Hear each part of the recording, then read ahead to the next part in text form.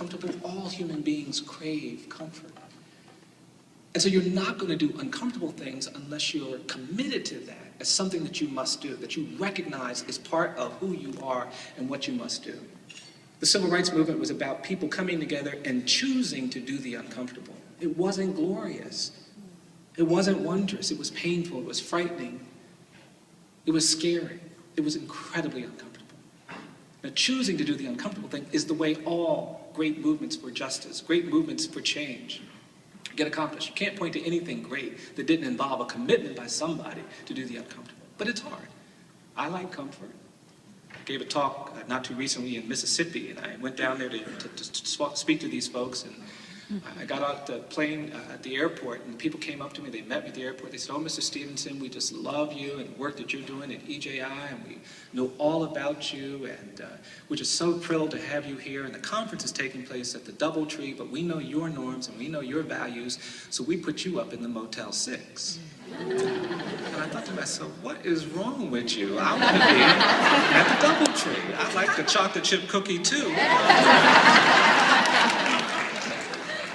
That's not what I mean by uncomfortable. I mean by uncomfortable putting yourself someplace where you have to do something really hard. And you know what? It's not the things you expect, often. It's not the things you expect. I've been representing people on death row for 25 years.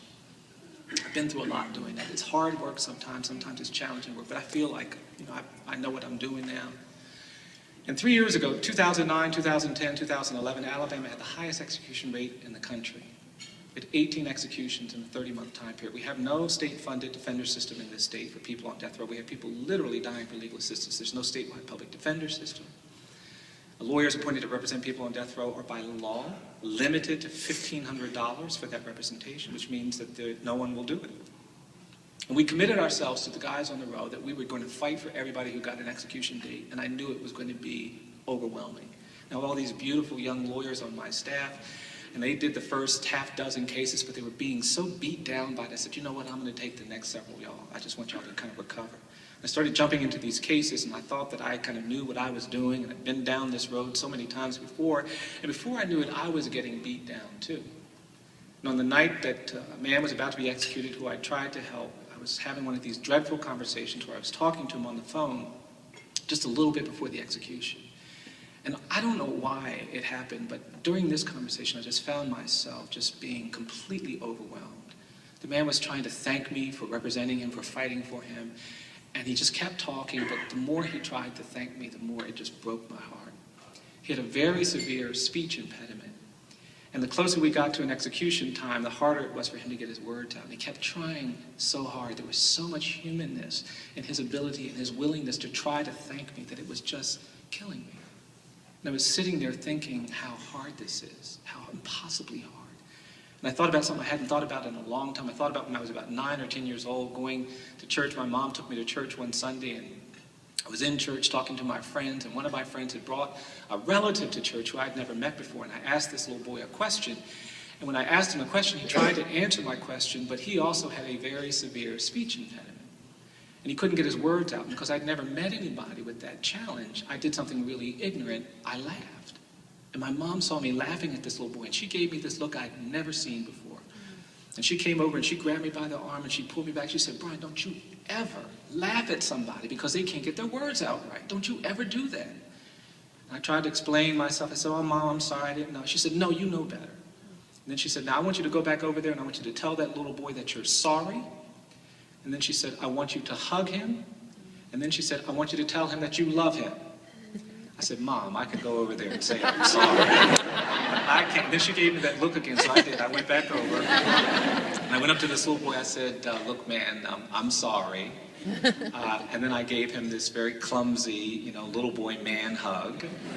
And then I said, as insincerely as I possibly could, "I love you."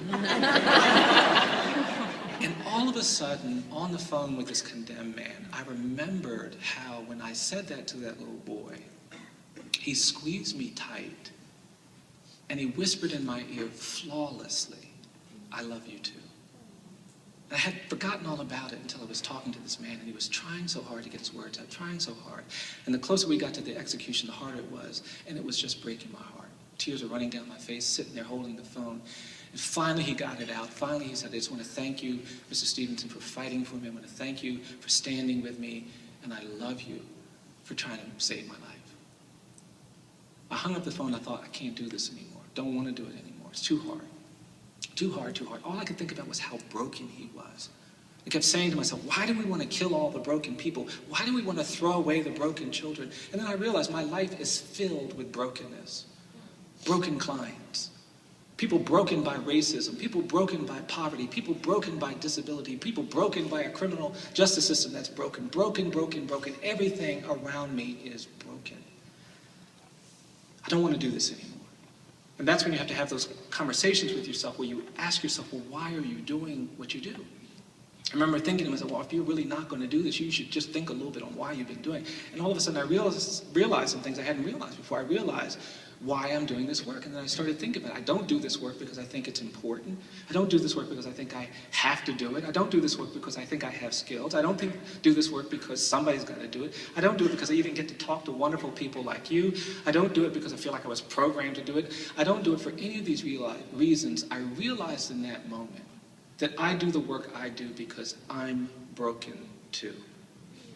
You cannot get close to suffering. You cannot get close to inequality. You cannot get close to poverty. You cannot get close to disability. You can't get close to racism without it creating a little cut, a little nick, a little scar, a little bruise, a little injury, and it will break you. But I also know that it's in brokenness that we sometimes hear the things that we need to hear. It's in brokenness that we see the things that we need to see. It's in brokenness that we recognize how human we are. And it's in our humanness that we gather this power, this strength that resonates. And all of a sudden I realize I'm not representing the condemned. I'm not representing the disabled. I'm not representing the poor. I'm not representing the disfavored. I'm not representing the incarcerated. I'm representing myself. I'm just like them. And I can't stop advocating for my own humanity, so I've got to keep advocating for theirs. I've learned really simple things. What my work has taught me is that all of us, each of us, is more than the worst thing we've ever done. I believe that. I really do. I believe that for every child in every school. I think if somebody tells a lie, they're not just a liar. I think if somebody takes something that doesn't belong to them, they're not just a thief. I think even if you kill somebody, you're not just a killer. So it is wrong to treat people just like they're liars, or just like they're robbers, or just like they're killers. It's wrong. And we've got to find that other thing that they are, and we've got to protect that. We've got to find a way to make it grow. The second thing I believe is that I don't believe that poverty can be overcome with wealth. I don't. As I said in that video, I go to too many places in this state, in this country, where I don't believe that the opposite of poverty is wealth. I do believe that the opposite of poverty is justice. And when just people commit themselves to just treatment in our schools, in our communities, in our families, that's how we deal with poverty. And finally, I believe that you judge the commitment to education in a country. You judge the commitment to education and the civility of the community, the quality of life in the community, not by how you treat the privileged people, the wealthy people, the affluent people, the celebrity people. You can't judge education in the country by how we deal with the rich. You judge the quality of education in the country by how you treat the poor, the disadvantaged, the marginalized. It's in that context that we have to see where we are. And because of that, we've got great challenges, but we've also got great opportunities. I don't look for perfect people in the work that I do. I don't look for perfect situations. I look for broken people. People have gotten close enough to something that hurts to appreciate why they need to keep fighting. And it's hard. I'll end with this. It's hard. I don't want to be misleading to you, but it's also incredible. I had the great privilege of meeting Rosa Parks. Ms. Parks used to come back to Montgomery all the time. She lived in Detroit. She'd go up there and come back every now and then, and she was friends with these two amazing women, older women. Johnny Carr was the architect of the Montgomery bus boycott. And Ms. Carr would call me up sometimes. She'd say, Brian, I need you to do this. I need you to do that. And the first time I said, well, I don't know, Ms. Carr. She said, no, Brian, when I call you and ask you to do something, you know I was the 1955 president of the Montgomery Improvement Association. She said, when I call you to do something, you know you have to do it. And I said, oh, yes, ma'am. So after that, whenever she said, I need you here, I just did it. And so she would call me up and she'd say, Brian, Ms. Parks is coming to town, and she's going to get together with me and with Virginia Durr. Virginia Durr was a white woman whose husband, Clifford Durr, represented Dr. King. And she said, we're going to get together and talk. And then she'd say, do you want to come over and listen? And I'd say, oh, yes, ma'am. And she'd say, now, Brian, what does the word listen mean? And I'd have to explain that to her. And then she'd say, well, okay, you can come. And I would. I'd go over and I'd listen to these women talk. And they always talked about what they were going to do. Never about what they had done. Always what they were going to do. And one time I was over there and they were all excited and they were talking about something. They're just sitting there, just gathering it all in. And after a couple of hours, Ms. Parks turned to me and she said, now, Brian, tell me what the Equal Justice Initiative is. Tell me what you're trying to do. And I looked at Ms. Carr to see if I had permission to speak, and she nodded. And I gave her my rap. I said, well, we're trying to do something about mass incarceration. We're trying to do something about conditions of confinement. We're trying to do something about children prosecuted as adults. We're trying to do something about the death penalty. We're trying to do something about human rights. We're trying to do something about structural poverty. We're trying to do something about structural racism. We're trying to do something about education. We're trying to do something about communities that are marginalized. I gave her my whole rap, and when I finished, she looked at me and she said, She said, that's going to make you tired, tired, tired. And that's when Ms. Carr leaned forward and she put her finger on my face and she said, that's why you've got to be brave, brave, brave. We need teachers in this country who will exhaust themselves in the pursuit of getting close to the things that matter. Who will exhaust themselves in trying to change narratives, who will exhaust themselves in finding ways to be hopeful, and who will exhaust themselves by choosing to do uncomfortable things. And in that exhaustion, we've got to recognize that they are brave, brave, brave. And there's nothing more exciting, nothing more inspiring, nothing better to do with your life and your time than to be around courageous people who are trying to make a difference.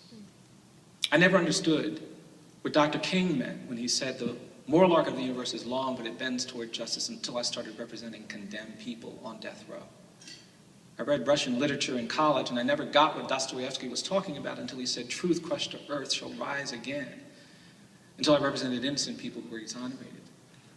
Growing up in church, they would say these things in church. They'd say what Jesus said, the first shall be last, and the last shall be first. I didn't get it until I spent most of my professional life in prisons with the discarded and the disfavored. There is power in what you are doing, in placing yourselves in the communities that you've placed yourself in, standing with children who need someone to stand with them, in loving the kids that are coming to you looking for love.